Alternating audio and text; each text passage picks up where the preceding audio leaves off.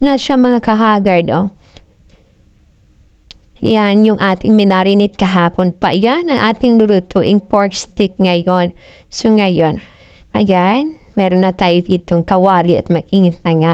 Lalagyan na lang natin siya lalagyan na natin siya ng kaunting mantika lang. Konti lang guys, kasi para bongga. Then, lagyan na natin ang ating dawang.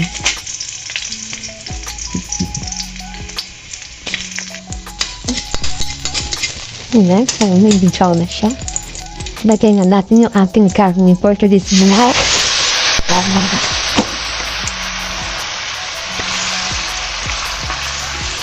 Meron na yan siyang bawang at sibuyas.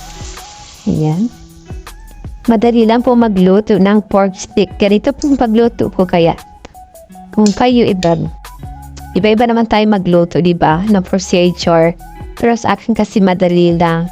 Kasi minarinate ko na siya. Ayan. So, konting na lang. Ganun lang.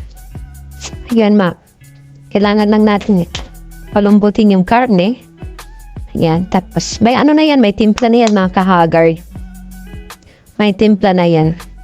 Kaya, madali lang yan. Ayan. Palambutin na muna natin yung ating karning papo. Chicheck natin ang ating niluluto. So, ayan mga kahagad yung ating marinated pork stick. Ayan. Ninarinate ko talaga yan ang bonggang-bongga para pag may kumain, makalimutan yung pangalan. Kailangan may ID silang galadala. Kailangan mahina lang yung ating apoy para tawag doon? Para sumipsip talaga doon sa kanyang karap yung sabaw na ating minarinate. So delicious. Amoy pa lang, napakabango na. Dahil doon sa sibuyas at kalamansi. Ayan mga kahagard, they're easy lang magluto. Huwag kayong matamad magluto, huwag kayong bili ng bili sa labas kasi hindi nyo alam ang mga ingredients na nilalagay at kung malinis nga ba o hindi. So magluto na lang kayo kahit hindi ganon ka-perfect yung luto nyo, at least luto nyo, diba? Ayan, balikan natin siya kapag lambot na yung ating karne mga kahagard. Ayan mga kahagard, malapit na maluto yung ating ayan na, di ba? Yung ating pork stick. Ayan, marinated. Ayan. So, malapit na. Medyo malambot na siya mga kahagard at nalasahan ko na. Sobrang sarap.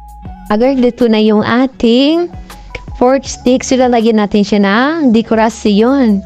Lagyan natin siya ng dekorasyon mga kahagard. Ayan. Diba?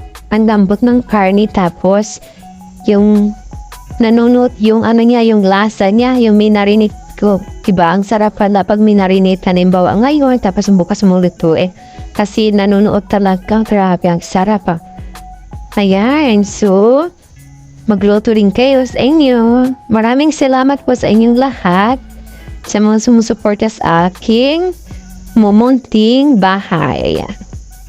Sa mga hindi nali-skip ng ads, alam nyo na, thank you very much. Ayan, tapos mayroon pa tayo dito munggo na nakasalang kasi Friday ngayon. Ayan. So, ito yung ating ulam ngayong tanghali. Pag may matirang dan mamayang gabi pa.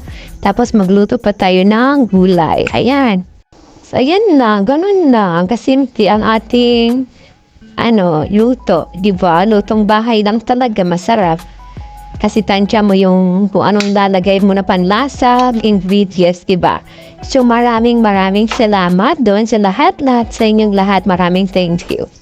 Ayan, sa inyong lahat, di ko na isa-isahin para malahat ko na kayo. Ayan, maraming salamat. Ito na yung ating final destination.